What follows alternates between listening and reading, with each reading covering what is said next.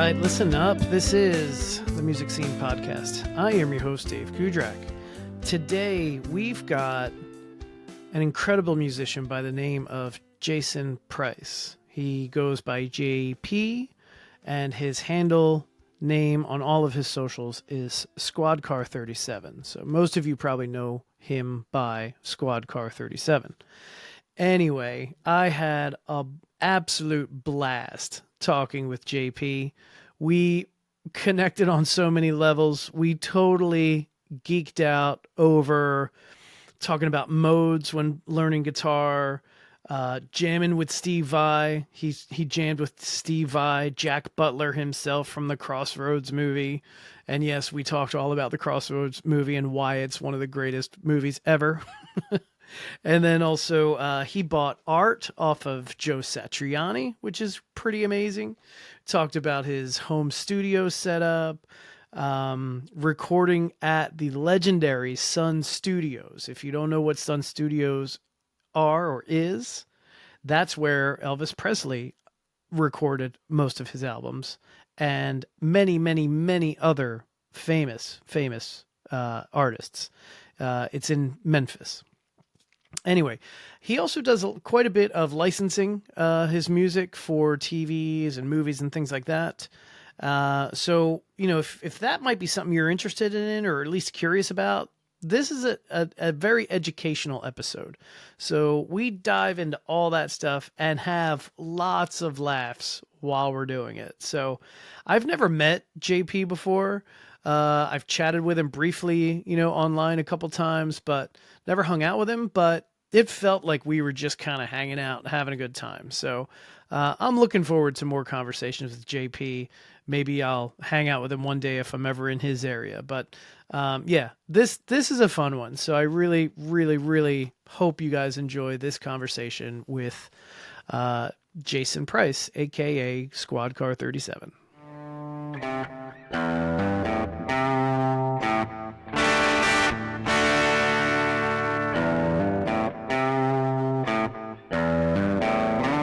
Yeah, so thanks for joining the podcast. I appreciate you doing it. Hey, it's my pleasure. My pleasure. So I know you go by JP on your socials. You're Squadcar37, right? Mm-hmm.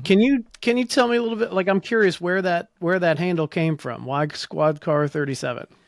Yeah, so I was always a big fan of like 70s and 80s cop shows, TV shows, right?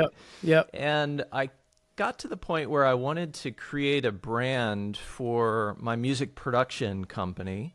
Mm-hmm. And I wanted something to be a little bit unique that would cause sort of a question and engagement. And so Squadcar37 to me sort of had this feel of, it's almost like a TV show. It's creative. Yeah. Like who is driving this squad car? What's going on? What's the purpose? What's happening?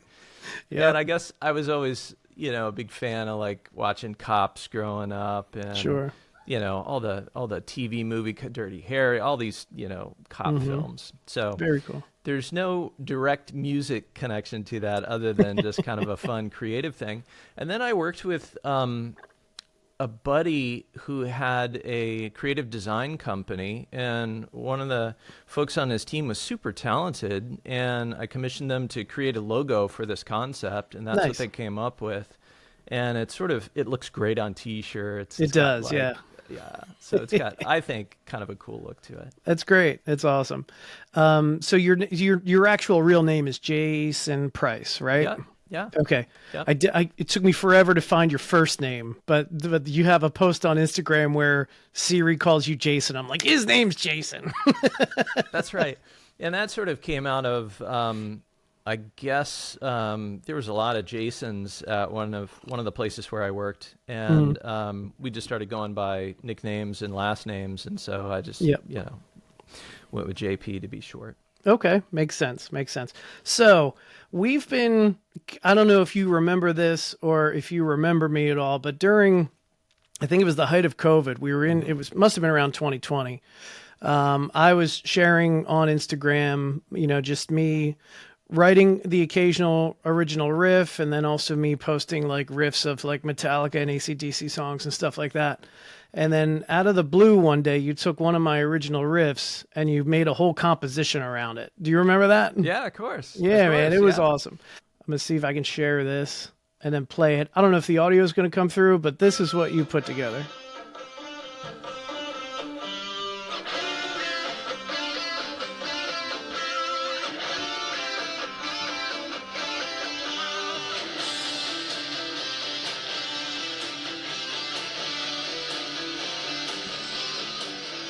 All right, so we'll put a link to that in the description.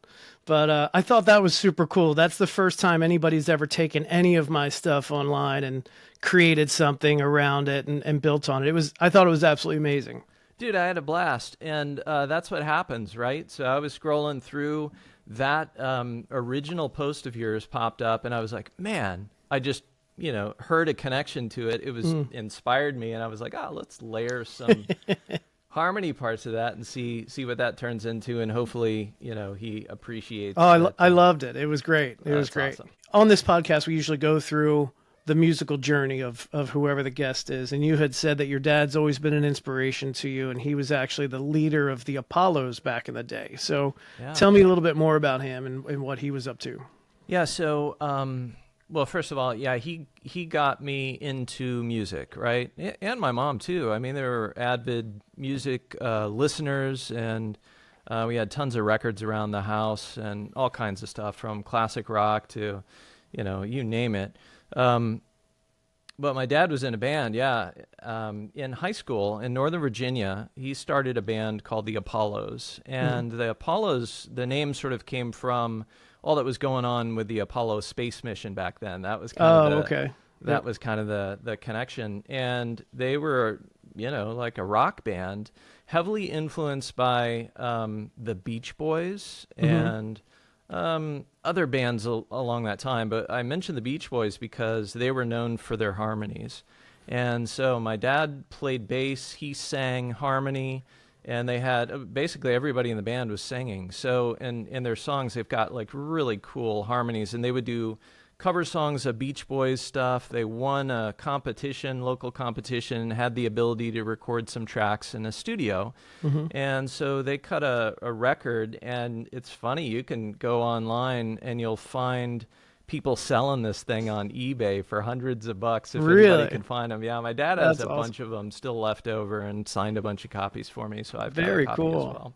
That's awesome. Yeah. That's awesome. So he's the one that got you your first guitar and got the whole thing rolling for you, right? Yeah, so let's see. First electric guitar was Fender Squire Bullet black, and it was beautiful. This thing just rocked. I wish I still had it, and I still play Fender guitars to this day, as well as others, but certainly appreciated that. And so when you have an influence in your family like that, it was a way to connect. So he would come home and play guitar, and I had my guitar, and he would show me chords and songs, and then we got to sort of like 12-bar blues thing, and I was always loving the opportunity to solo, to trade solos, right, to improvise.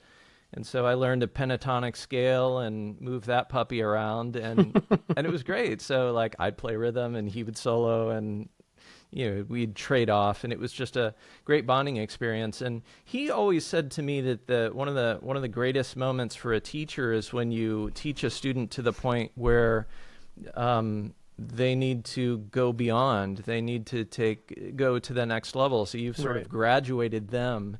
And it was a great sense of pride. And so he also got me into private lessons where I had more structure. I guess first private lessons I just didn't resonate. It was classical music. It was Mary Had a Little Lamb on notation, and I want to play Eddie Van Halen. And right. So I kind of stepped away for a bit, and then got in with a teacher who had gone to and graduated from GIT, Musicians Institute in California. His name is Randy Pierce, and he was a monster. And he was the nicest guy.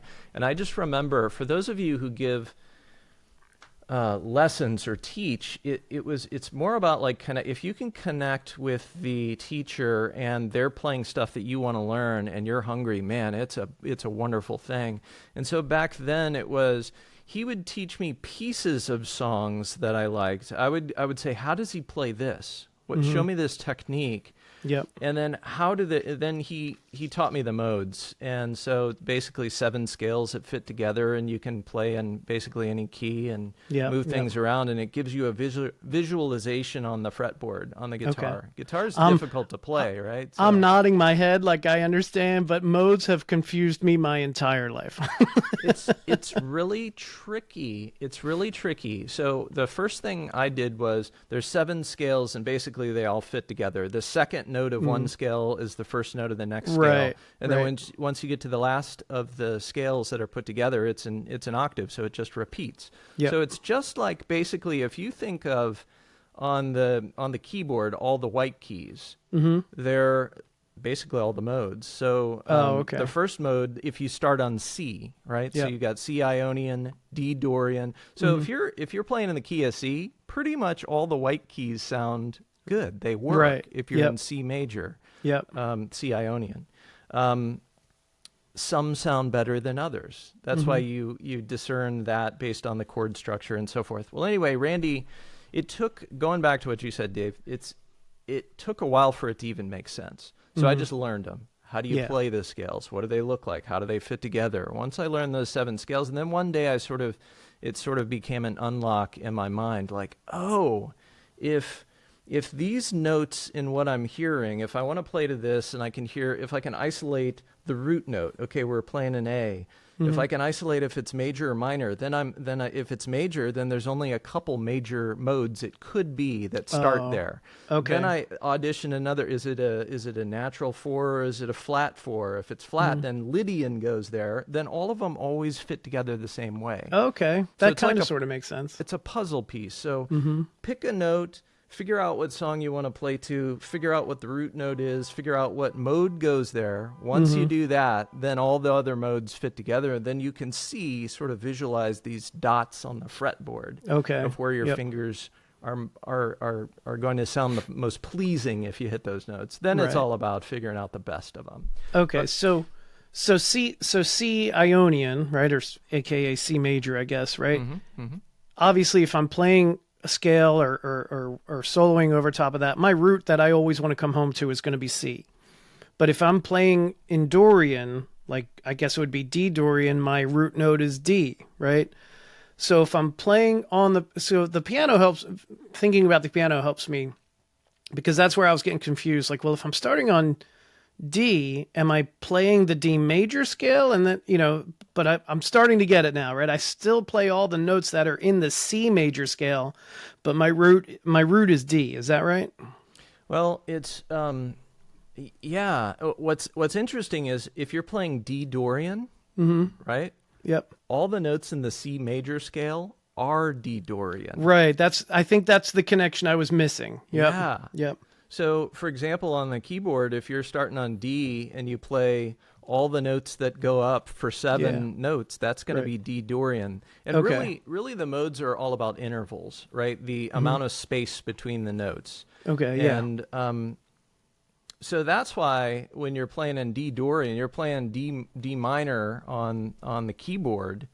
All the white keys work, but some sound better than others. Right. You just want to sort of, music theory will help guide you into that. Sure. But use your ears. Everybody's got their ears. Your ears are gonna tell you is that articulation better with that chord progression or not. But the modes guide you in. They can at least tell you these notes, for the vast majority of songs that you hear on the radio, they're going to be in a single mode. They're going to be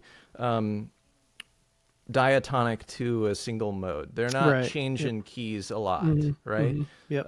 Whereas classical music is very different, or jazz can move modes diatonically throughout the composition. Anyway, this sounds super boring, but I loved it. And when that unlock happened for me, then that helped because I loved being sort of playing guitar solos. So I could quickly listen to what the band was playing or whatever music I wanted to solo to, and I just basically go up the E string and I figure out where the root is. And the root is kind of the home base.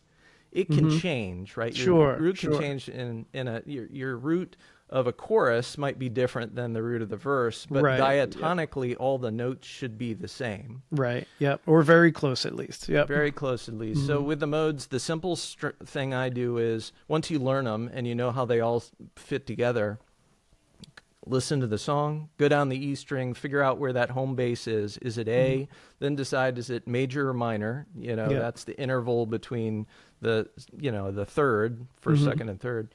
And then you can isolate which mode goes there. As soon as you figure out which puzzle piece goes there on the fretboard, you know all the other ones locked together. So now it's just a matter of choosing the best notes. Right, and you're right. less likely to hit one that's going to sound not pleasing. Sure, sure. And going back to just using your ear, right? The nice thing about the guitar, at least I think, is that if you're trying to solo or improvising something and you hit a bad note, you're only one fret away from a good note, most likely. You know, just slide up or slide down and pretend that you meant to do it.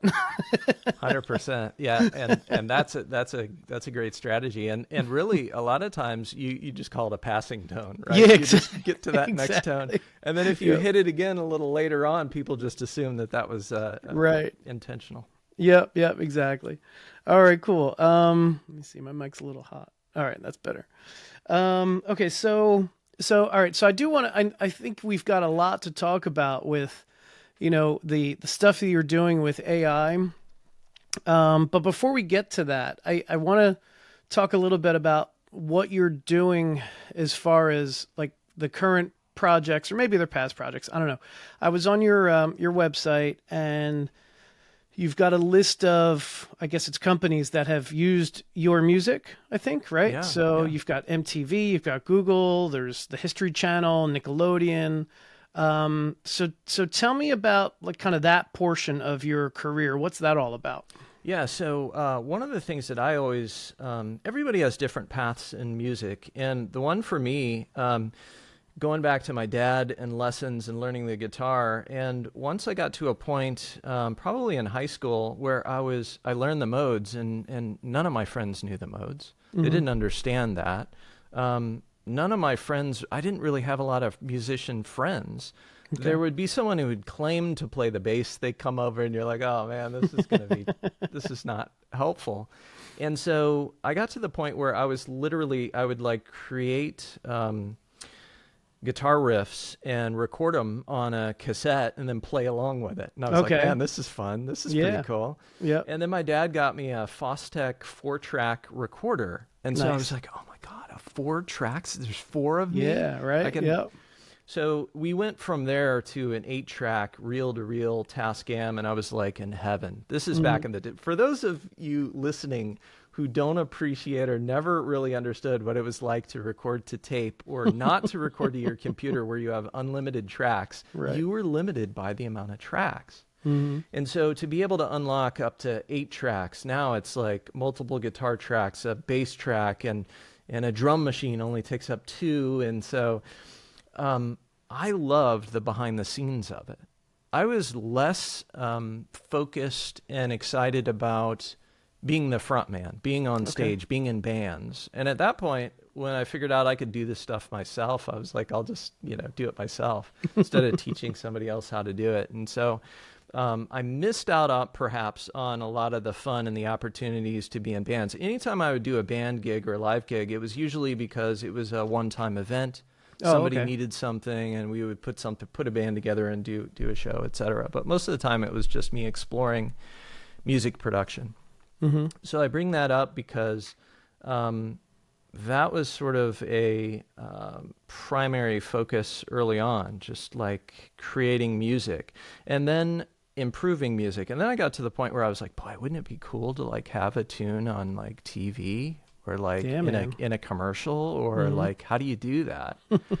And so I started asking around, and a friend of a friend put me in touch with this guy, this composer. His name's Stephen Kravis. He's out of California, San Francisco area. This guy was awesome, and he had tons of music on music libraries and in TV placements and all these things. And I was like, Stephen, how do you don't know me, but I'm a friend of a friend, and can you like tell me how to do this. And so he taught me about sort of the idea of getting in with PRO, a performance rights organization. Oh, so okay. I signed up with BMI. And so once you're a member of BMI, then you can start reaching out to these music licensing companies, these libraries, music libraries, which the whole landscape is changing a bit, but with AI and other things. But so I started reaching out to these companies, and I started writing songs, just instrumental stuff. And lo and behold, they were like, yeah, send me 3 tracks. We'll review them and give you the green light or not. And then I got a couple of these companies that they were accepting music. That's really cool. And for me, it was super fun because I liked being in the studio and just create it. You come up with an idea at a coffee shop, bang it out on your laptop, take it home, add some instrumentation, build it out, and then just submit it, name it, submit it. Yeah. Add it to your BMI collection so that it tracks the royalties. That's the point of a PRO, right? A performance rights organization. So when you submit your music to a music library or a company that needs music for placements, they want to know what your PRO number is. So they coordinate with BMI to make sure that all of the usage gets tracked back to me, and then I get royalties for that. So and it might if it's a commercial that might air all over the world several times, over.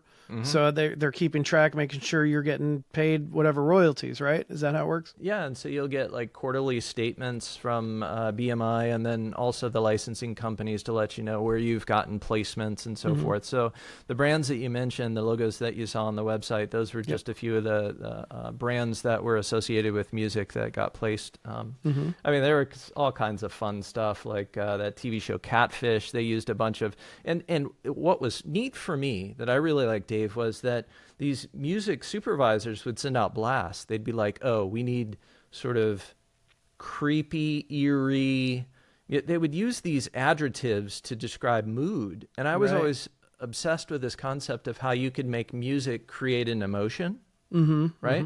Yep. And so it was a great practice for that. Yeah, I bet. And so there was like Catfish TV show. They used a bunch of like moody, sort of atmospheric, sort of setting the tone of something's not quite right. Are you getting catfished? What's happening? And then a number of other TV shows. And then a music supervisor sent a note. It said, "Do you have any hip hop tracks?" And I'm like, okay, hip hop? Yeah, I don't know what that is. It's like hip hop, but it's hip hop. So it was basically all it is like swampy, bluesy guitar riffs over 808 drum beats. Okay. So it's like, the mix of these two. Yep. And there was this reality show, if you're interested, look it up. It's called Party Down South. And it was basically like the Southern Fried Real World. People moved to this, just buck wild. Yeah, and man. they used a ton of my hip hop tracks That's because awesome. I kind of love that sort of bluesy, and it's just silly, and it's got 808s. It's like this mashup of 2 different genres, which I thought was really cool. So I had a bunch of placements there and a bunch of other interesting projects that I'd worked on, documentaries and different things. Yep. So I really enjoyed great. that sort of. Not to get into like the numbers specifically, but is that something like if like an amateur musician who just happens to be really good at writing riffs or whatever wants to pursue, is that a viable career? Is that something you could live off of? And you've said it, and in a number of your podcasts too, that I've listened to, that sort of idea of multiple streams of income, right? Yep. And I think that holds true on what we do on the music side of things. Have multiple streams of income, and that's definitely a stream. Sure. And it's also a way to practice. Like, oh yeah, because they're like, hey, we need a track that sounds like this band, or we need tracks that sound like this genre. And so you're constantly working on honing if you're into that sort of thing, if you like creating music and so forth, it gives you, it's like homework, right? Yeah. To hone this. And then what is also interesting is that years and years go by, and these tracks that you wrote a long time ago, all of a sudden one will start popping because it was a sound that somebody liked. So as far as a singular stream of income, I think it's possible. I think those that do it well are likely working on very custom pieces, like for scoring a film. So, so something bigger than that, or a very important project where you wrote the theme to, the Home Depot theme for their commercials, right? That everybody recognizes, but you just hone it a little bit more each year. That was probably a pretty good paying gig. For me, what I loved about it, outside of the creative homework side of things, was that it gives you sort of a reference for your music. Like you went to the site and you saw those brands that I worked with that used music of mine, and it gives you a little bit of bragging rights for your composition. So that in itself is awesome. You do get royalties that come in. It's like bonus money, right? So that's kind of fun. And then, as you said, they get placed a lot of times overseas and all over. So like TV shows will pop up on different channels, right? So it may be like old news here in the U.S., but all of a sudden it's blowing up in, South America or something else, and all of a sudden you get a resurgence of usage of those hip hop tracks, for example. That's fantastic. What does your home studio look like? I mean, just based on the thing you did for me on Instagram, I could tell you've got a pretty elaborate setup. Essentially, the brains of it is just a souped-up MacBook Pro, right? I like that because I can take it anywhere. I like to be mobile. And then I use Universal Audio as my interface. I've got an Apollo Twin. As far as outboard gear, I love Warm Audio stuff. They do a really good job of taking the most iconic gear in the studio and really anywhere and reimagining it at a price point that's very reasonable, but the sound quality is fantastic. So I've got a WA73 EQ that's kind of like a Neve throwback. You'll see those in any awesome studio in the world. They sound great on vocals and guitars and a number of other things. And I've got like a Warm Audio 1176 compressor, some outboard gear that for one looks awesome, just when it makes you look legit, even if I don't I'm not the greatest at using all that stuff, but and my primary recording software is Logic, and that just came out of starting with GarageBand and then moving it because it was free. It came with a laptop, and then eventually I purchased Logic, and then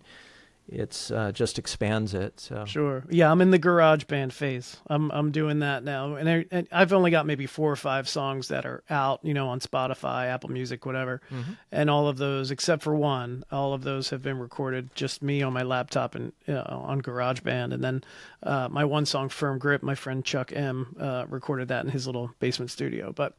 Yeah, I'm in that GarageBand phase for now. Hopefully, I'll move up to Logic. Is it a pretty far leap from GarageBand to as far as learning curve? No, that's why I will consistently recommend anyone who's interested in getting into this.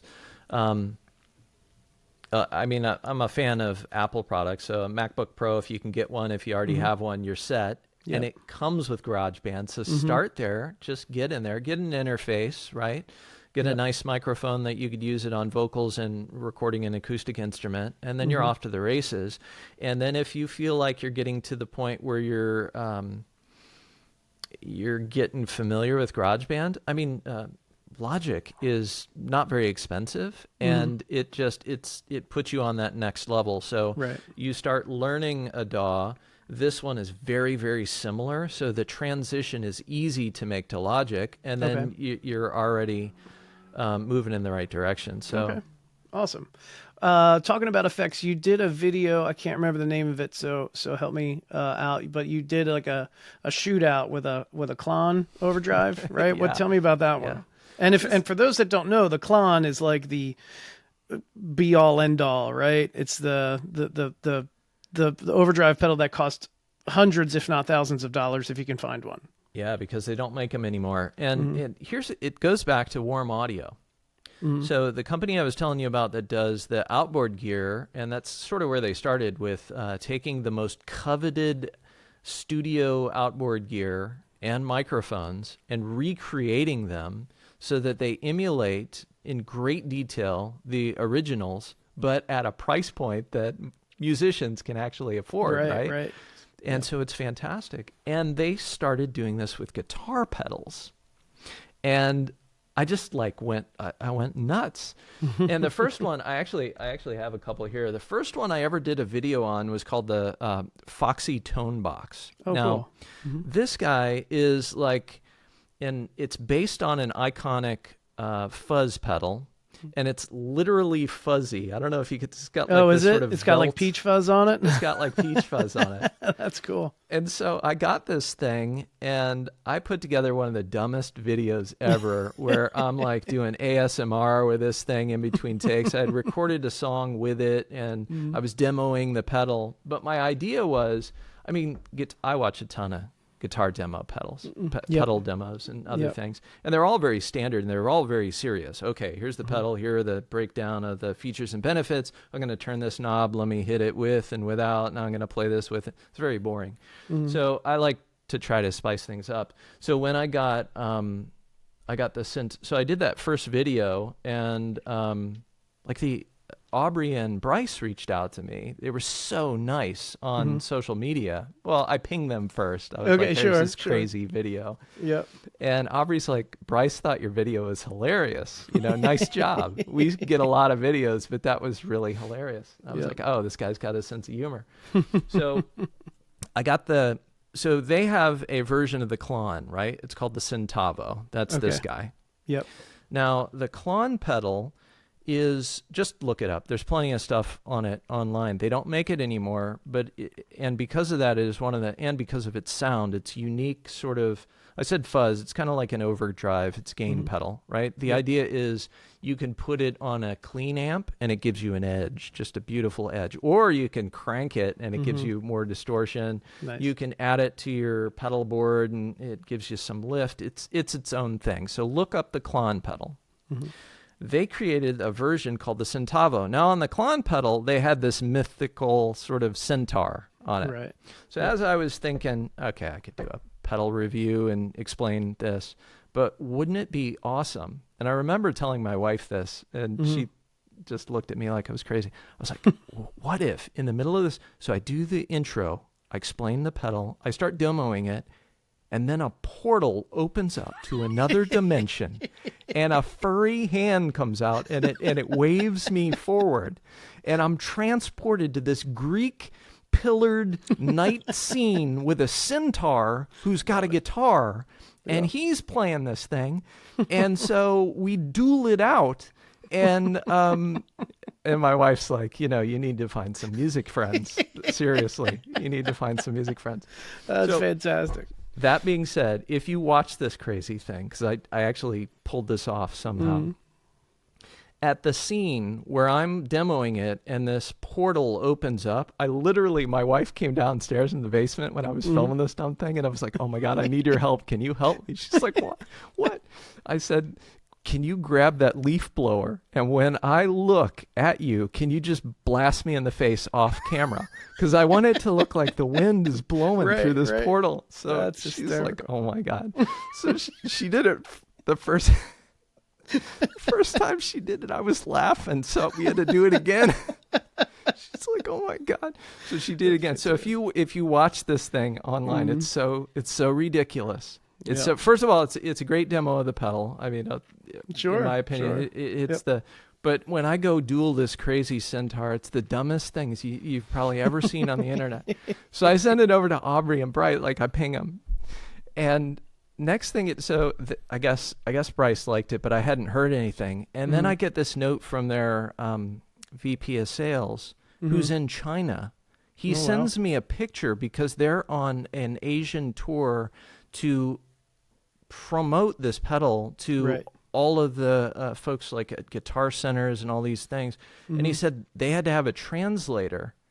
up there, but with exception to this part where he took that video, put it up on the big screen of me doing this, and he basically said, "This is what our fans think of our pedals," right? That's and they great. showed that duel, and he said everybody in the audience was just dying laughing. Right? There was no translation needed; they were dying laughing. So That's the best. I love that story. So I love it was it. super fun. So I'm a big fan of Warm Audio. Bryce and Aubrey, they're fantastic. They're co-owners of the company. And I had the opportunity to meet them in person. And they're just super, super cool people, really innovative organization. And they've got a studio in Austin where you can go out to a state-of-the-art studio and record. And it's just killer. I'd never seen anything like it. It's like being in heaven. That's like being great. in heaven. That's awesome. Speaking of meeting people, all right, I've got to ask you this. I saw a post. I forget. I forget how you worded it, so apologies. But you're on stage with Steve Vai. Oh yeah. I mean, come on, man. How did you not lead this whole conversation with "I jam with Steve Vai"? Dream come true. Dream come true. So Dave, did you ever, I mean, you're into guitars. So back in the 80s, there was a movie called Crossroads. And I love that movie. It's one of my favorite movies of all time. Me too. Yep, I love Me it. too. And for those listening, I'm not talking about the Britney Spears film Crossroads, which I haven't seen, but I heard is good. This one is with the Karate Kid, Ralph Macchio, and he bails this old blues player out of a rest home with the promise that this blues player is going to teach him one of Robert Johnson's songs that he never recorded. Missing song. Missing song. So they go down to, but in the meantime, he's got to get Ralph Macchio's character to take him to the crossroads because he's got to work something out. Right? Yeah, he's got to get his soul back or something because he sold his soul to the devil. Yeah, sold his soul to the devil. So when they go down there, for those of you who like guitar and like Steve Vai is Jack Butler, who is the devil's character. Basically, they go to the crossroads. The devil shows up and he says, "I can't give you your soul back, old man, but if you had something to offer me, how about a duel?" And so Ralph Macchio's character is Juilliard student and a fan of the blues. Trained. Classically trained, fan of the blues, has this old telly. And so he goes, "I'll do it. I don't believe in any of this anyways." And so he goes, "Well, I'll get you there real quick." Next thing you know, they're in this, like, in hell, I guess, and there's a stage. It's like, I mean, I don't want to go to hell, but it's like the greatest bar ever. It was like the greatest bar ever. So anyway, Steve Vai is Jack Butler, the devil's guitar slinger, and that's it. Basically, it's the greatest guitar duel in movie history. There's nothing like it. It's You're chicken absolutely skin. right. Yeah, it's chicken skin. Yeah. So I had that on video, and I watched that so much that it got blurry at that part of the video. Right, literal video with tape. So, getting to the Steve Vai part. He has a Steve Vai camp. Okay. And it was in Northern California. And so, like, I didn't earn it to get up there on stage. But I took advantage of it. Absolutely. And so for anyone who's interested in meeting and playing, like, that was an incredible, fun, super fun experience. It was like 3 or 4 days. You're on this beautiful facility. We're by the ocean, and you were breaking out in these workshops. And every morning, like, Steve had a workshop. He was super esoteric, and he would share. He was so great with his time. And Zakk Wylde was there, and Zakk Wylde is the funniest freaking guy, and a bunch of other great guitar players. And so every night, Steve, for like 2 or 3 hours, would jam with everyone, all the campers. So it was part of it. So, like, the Vai camper. I was a Vai camper. Nice. And so I came up with this little groove that I actually later recorded I turned it into a full song, and we just recorded it at Sun Studio in Tennessee. Sorry, Memphis, right? In Memphis, Tennessee. Yeah. Anyway, the short story is, you come up with a riff, you come on stage, they plug you in, you've got an amp, it's got high gain on it. And then they go. And there's a full band, and it's Steve, and he's on stage. So he comes over to you, shakes your hand, And he goes, great to meet you. What are we doing? And I said, we're going to do, this is just it's a kind of a blues jam in E. And I've got a little attention getter at the beginning, and then I'll throw it to you. You'll know what to do. He goes, great. What's the attention getter? And I didn't want to tell him, but it was like that opening little trill riff in Crossroads. But I wasn't going to play the whole thing, but it was like the trill riff in Crossroads. I just wanted to get everybody's attention, right? I wasn't going to play it. You're talking about the part where Ralph Macchio comes in at the very end, yes. Right? Okay, gotcha. Yeah, and he's playing that little classical riff. Yep. So anyway, I felt bad because Steve really wanted me to tell him, but I was like, well, let me just show you. And then I just stepped forward, and then he just like rolls his eyes and goes to the side. I couldn't believe I did it. And so I stand up and I just look up just like Ralph Macchio, and I play that little trill thing. The whole room wakes up because everybody knows what this is. Sure. Right? Yeah. Yep. And then I just shook my head no, and then I go into my little guitar riff. Now, this is what's brilliant about Steve Vai and his band. Mm-hmm. Immediately, he, without ever playing this before, knows exactly how to play it. So he jumps in, and now he's playing along with me, the rhythm part. Now we're at the end of the measure. Bam, the full band comes in. Drums, bass, everything. And it's a blues-based riff, so you can kind of follow where I'm going here, right? Sure, yep. We launch into this thing, and I'm getting goosebumps just talking about it, Dave. It was the coolest frickin' moment of my life. And there's some video. If you really scroll down on my page, you can see some of it. It's not super great because I was so frickin' nervous. But we traded. So I played the rhythm. Then he goes into a lead. I go into a lead. It's all body language communicating who's doing what. And then at the end, we kind of do this crescendo harmony part where we're kind of building it up, and then you can tell he's given the nod to the drummer. It was total sign language in a sense. It was just body language, and it was one of the coolest experiences ever. It was awesome. I can't even imagine, dude. It's awesome. It's absolutely awesome. And then speaking of Vai, we'll switch over to Satriani. You bought some kind of art off of Joe Satriani as well? Yeah. So my wife and I, again, we're like at this mall walking around in Tyson's Corner, Virginia, and all of a sudden I'm like, wait, what? There was like this pop-up of Joe Satriani. I'm like, what the heck's Joe doing in the Galleria?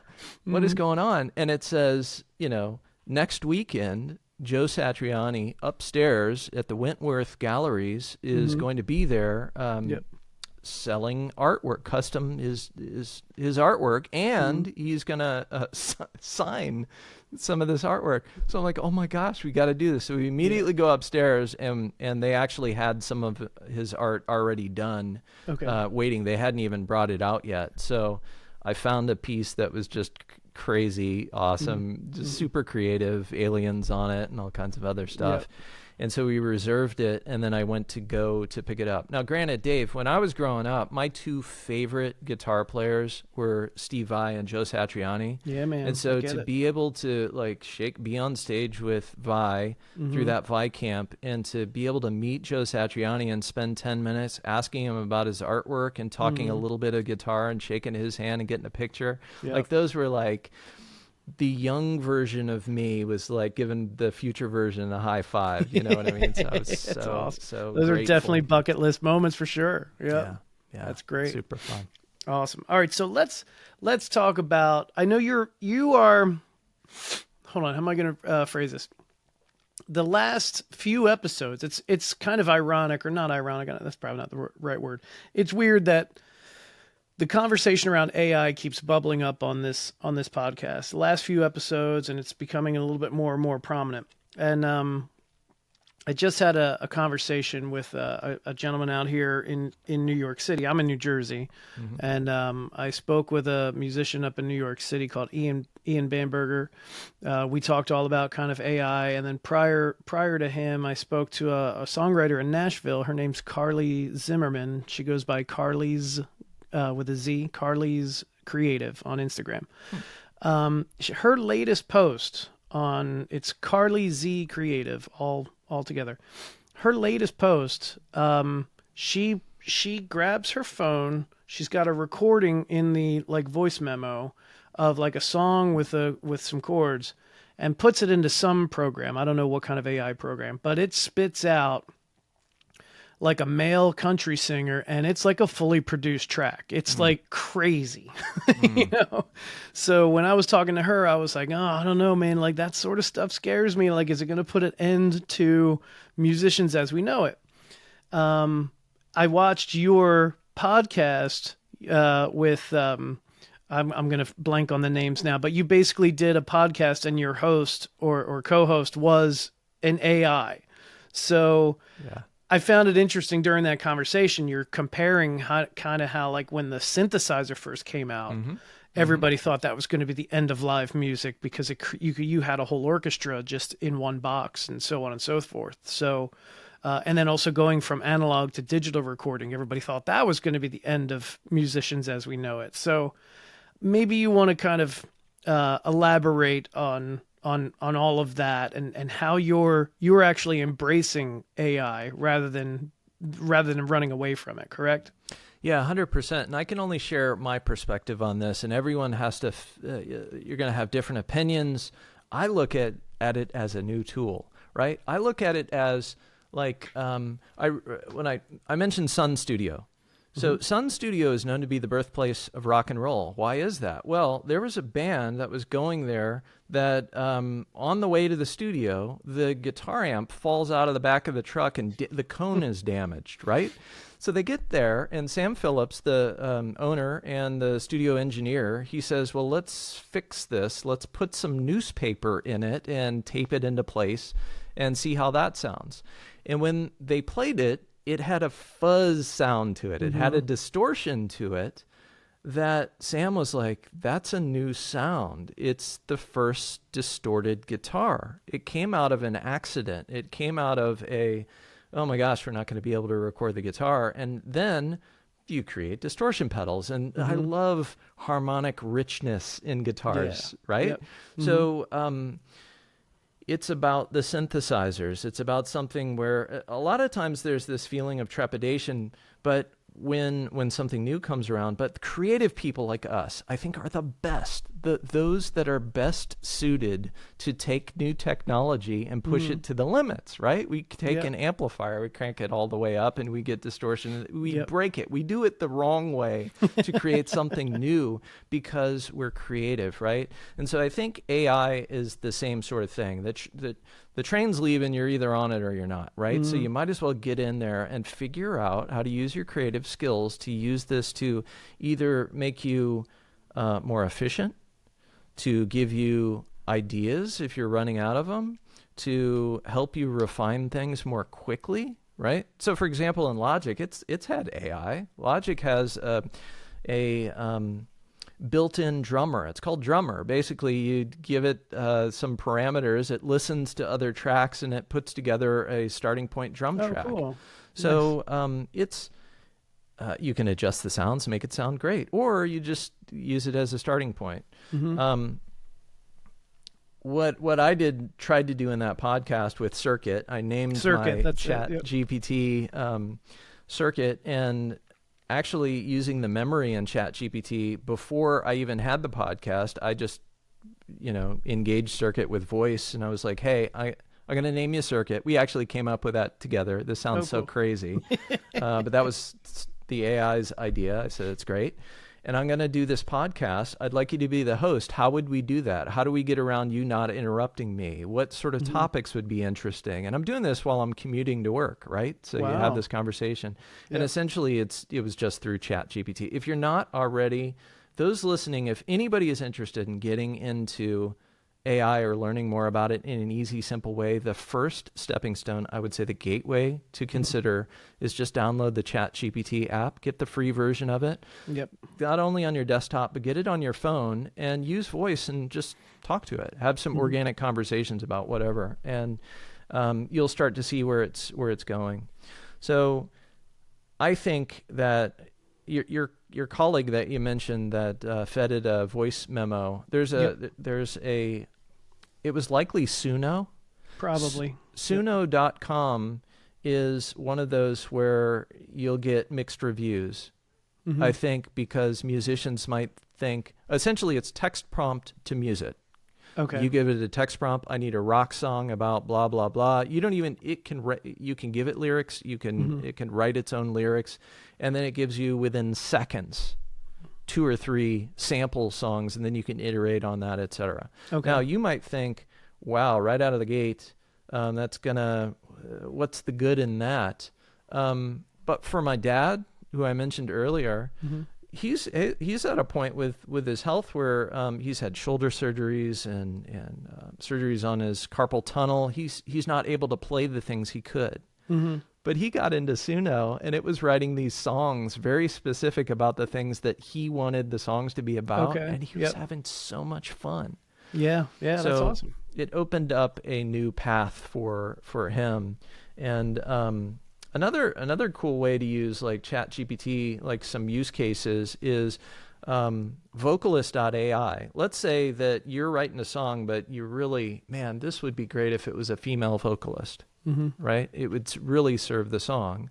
Where you can record your vocal track, dump it in a vocalist AI, choose a female vocalist, and then download that audio track, plug it into your session, and just mute yours and see what it sounds like. And then you can send that to wherever it needs to go. But that's a really interesting use case for Vocalist AI. And it basically copies your pitch, your enunciation, your timbre and everything. And it just changes it to a different voice. So what an interesting way to add backing vocals to one of your existing tracks. I was just thinking that because I watched your YouTube, or it might have been on Instagram, or both, of you using your voice and then adding a different, or replacing it with another voice.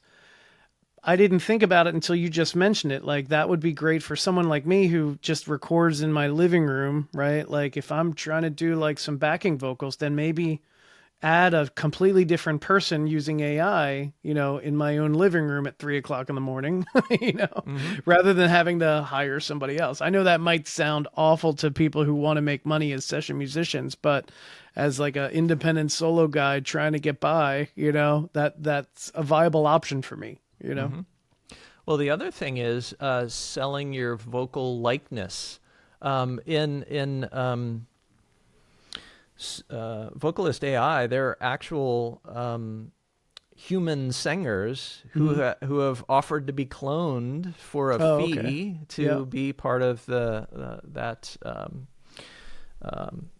roster of AI artists that people can use. So there's all kinds of innovative ways you can use this technology and generate revenue too. Yeah. But like you said, getting to an end product sooner than later using AI is an interesting use case. Sure. Awesome. I know you also do guitar. I guess it's guitar lessons, right? Is guitar the only instrument that you play, or do you play other instruments as well? I mean, I piddle around, pluck around on a keyboard as an interface for orchestrating other things. I play guitar and bass. And the guitar lessons thing sort of came out of the pandemic and looking for interesting ways to connect with people. Yep. And so we do it like via Zoom or something similar to this. Yep. Yeah. So that's cool. So somebody could go to your website, right, Squadcar37.com, and if they're interested in taking guitar lessons, they can just sign up through there, right? Okay, awesome. Anything else that you wanted to bring up, talk about before we kind of intro the performance? Well, first of all, I want to say that I've really enjoyed diving into your podcast, and good, I appreciate you're it. Thank consistent. You have not only are you an awesome musician and guitar player and singer, but you also have the gift of being curious, and not a lot of people have this, and it's so wonderful and refreshing to hear you genuinely being interested in, my story and your other guests and so forth. And that's really cool. And also I jotted down a couple notes about some of your songs that I wanted to bring up because I thought it was pretty awesome. So that song, Losing Game. Yeah. Right? My latest one. Yeah. It came out a few months ago, but that's the last one I released. Yep. Such a cool track. And what caught me, even on the first listen, was this line, I don't know who's to blame, but lately I feel I'm running out of ways to win this losing game, right? That was the hook. I came up with that line. I'm like, I got to write a song around it. Yep. It's really good because you're taking like a colloquialism and then putting a spin on it, which is such a smart way. Thank you so much. Yeah, lyric writing. Cruel Summer is super cool too. Great reimagination of a classic. Yeah, thank you. Firm Grip was great. I mean, these sound like, you know, I'll listen to country artists to hear how they write songs because they're so good at writing songs. Yeah. And although you're not necessarily a country artist, it reminded me in Firm Grip how the lyrics kind of could easily be a country song. Yeah, that was actually the music, the chord progressions inspired by Zach Bryan. I love his song Something in the Orange. So it's not a complete copy, but it's similar. It's influenced by Something in the Orange from Zach Bryan. And that song is basically my dad's story. He was an alcoholic, died at the age of 46 because of it. And, you know, when I was growing up, I experienced his alcoholism through my eyes and my perspective. I never really sat down and kind of tried to understand his perspective, right? Like what he was going through and his struggle. So I always just kind of like, so then one day I was just like, I wonder what, like, if I can write a song about, like, if he were to sing it. He was never a musician or anything like that. But like, if he were to write a song, what would it say? And that's what came out. Yep. Yeah, that was really cool. I could tell that was incredibly personal, as well as I Miss You.